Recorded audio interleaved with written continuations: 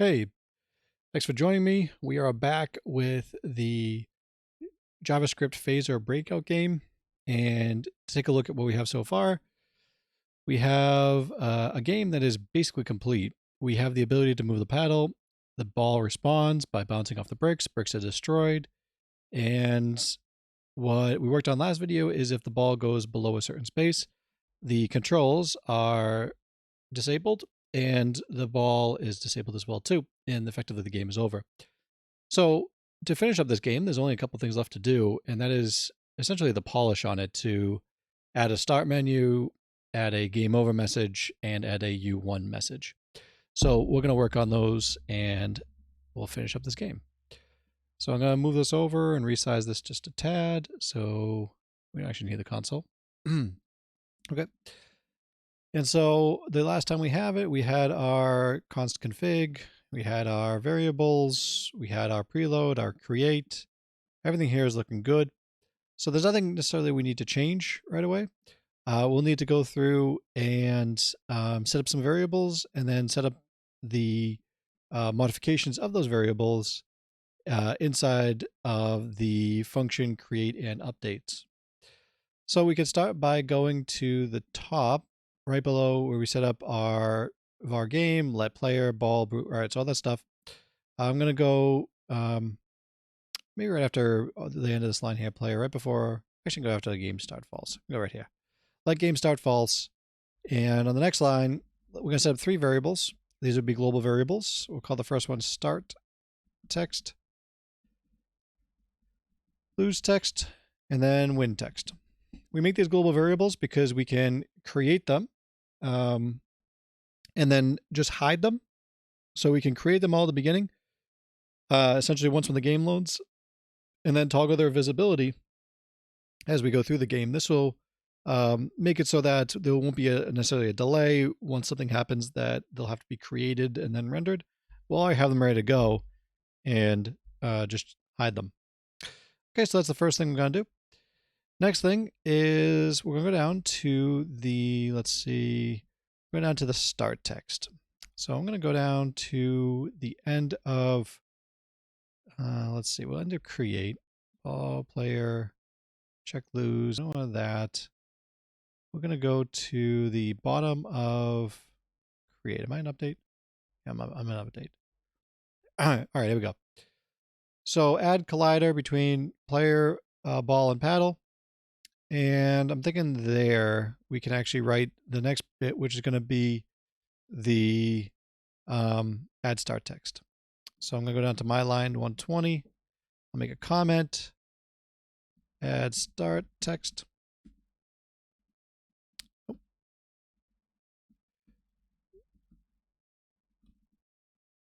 That's fine. Okay. And for this, what we're going to do is we're going to get the variable set up so we can redefine it. Let's do start text is going to now equal, and to add text, we could just do this, add text. That's a built-in phaser function. I'm going to put a open and close parentheses there. And then we can add, let's center the text on the x-axis. And there's 2 ways we could possibly do this. We can access the config file and get that height. So, or I mean, the width. So our width is up here. So we can do config.width.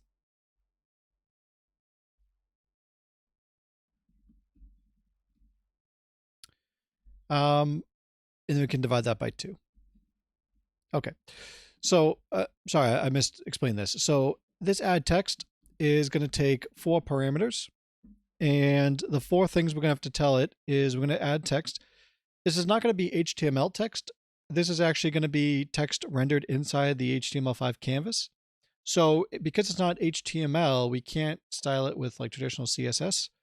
We're going to have to treat this slightly differently, almost like if it was drawn on the canvas rather than HTML being added to your document.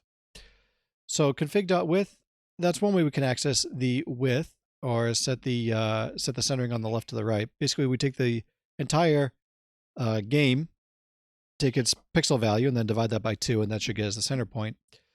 The other option to get it is we can do this physics.world bounds width divided by 2. Okay, so that's the second way we can do this. The choice is up to you. The only difference here would be that we're just getting the config and we're getting the width property. The other one is actually we're doing it almost live where we're going to go and measure the bounds, the world bounds of the gameplay area. So whichever one you choose is up to you. And I think I like width better just because it's a little more compact, so we won't use that. Okay, second parameter is the height, where we're going to put it on the y-axis. So we can do the same thing. We could do config dot height and get that value, divide that by 2. That should put us right in the middle. Okay, the third thing we're going to give it is the message. Press space to start. Okay, that's the message. Make sure you put commas at the end of each line, otherwise it's going to be complained to you. Okay, and the last one is styling. Okay, so the styling here, there's a whole list of styling we can do all on the Phaser website. And what it basically wants is an object. So we're going to pass it an object, and we have a bunch of properties that Phaser gives us.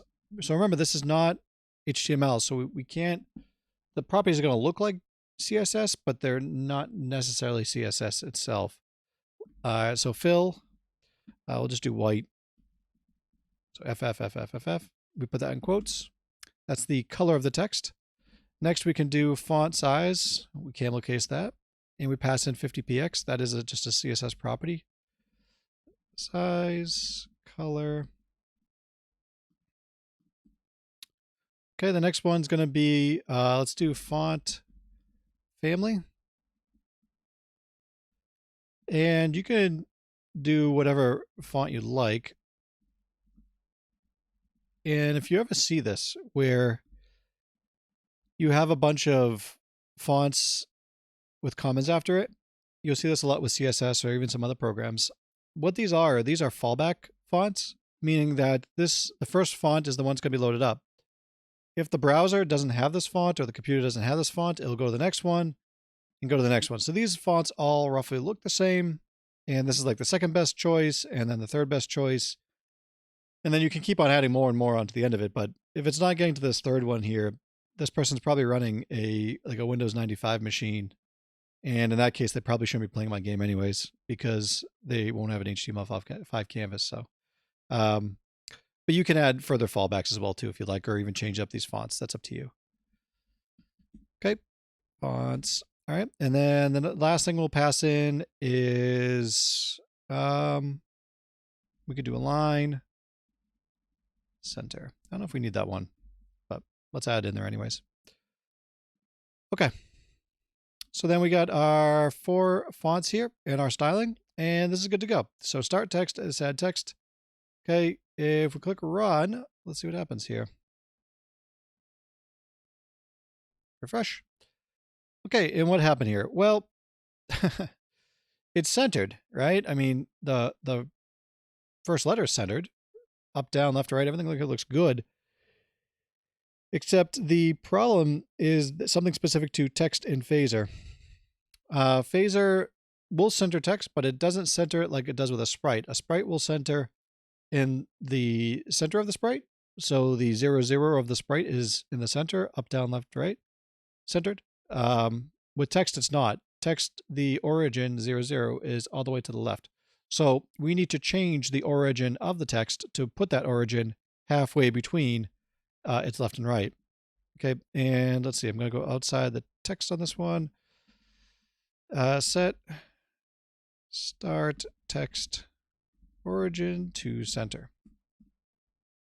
Okay, and the third one, or not the third one, but I guess the second thing we're trying to do here is let's actually write it out. That's actually not that hard. Text dot start text dot set origin was capitalized, and we'll set it at 0.5.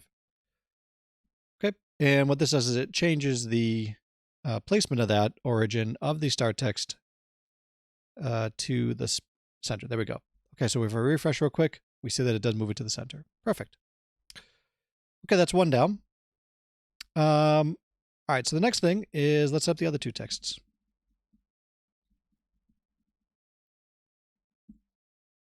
And the benefit here is that I'm going to, actually, I'll comment out start. I'll get rid of start text in that comment. Set origin to center. And what I'm going to do is I'm going to highlight everything from start text down. And check this out. We're going to paste it here. I don't like how that indented, so I'm going to move this back one. Okay, you can move it back by highlighting and do Shift Tab, and it should move it back. I'll change this variable I'm changing to lose text. So now you see above, I got a start text above. I'm just changing that variable to lose text. Lose text, we're going to give it this add text.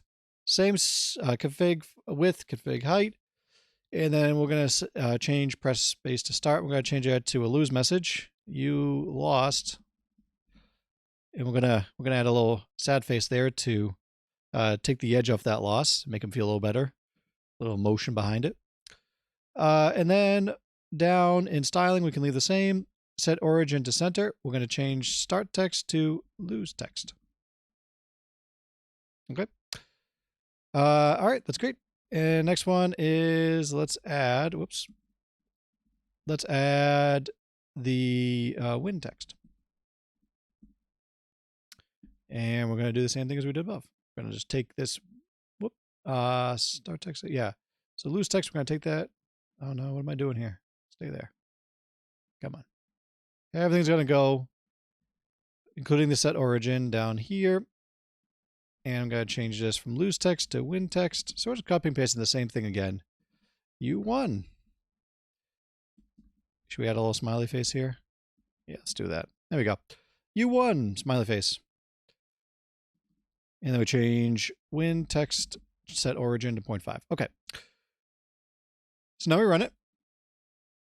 And let's see what happens. Perfect. It's working great. So what is happening here? Well, it's all rendering at once. And so we don't want that. We want to hide certain things, right? So we want to hide certain things at the start of the game. And let's go back and do that. So I'm going to go, we want to hide the lose text. So hide add game start. I'll write a little comment here. And to do that, all we have to do is do lose text. We get that variable. We change its, or use the set visible. This is a function that's a part of, built into P5.js. And we can do set visible, and we can just do false. And we can do the same thing down here. Win text, hide win text add game start. Win text dot set visible false. So now we check. Perfect. That's hidden now. Okay. And so then what's next? So we've hidden both of our things there. They're both gone. Next, we want to go to the function update, and every frame we're going to check to see if the game's won. We did that here, right? And make sure we wrote comments here. Show game over screen, show win screen. All right, so cool. So let's do has lost this physics world equals true. Has show game over screen. Let's go to the next line, and let's do has lost has physics world. I thought we added. Maybe in a different version I did add it. I don't know. Let's add it to lose text, set visible true. And as part of that, we can also do ball dot disable body true true. I thought we had a disable body. Did I delete it by accident?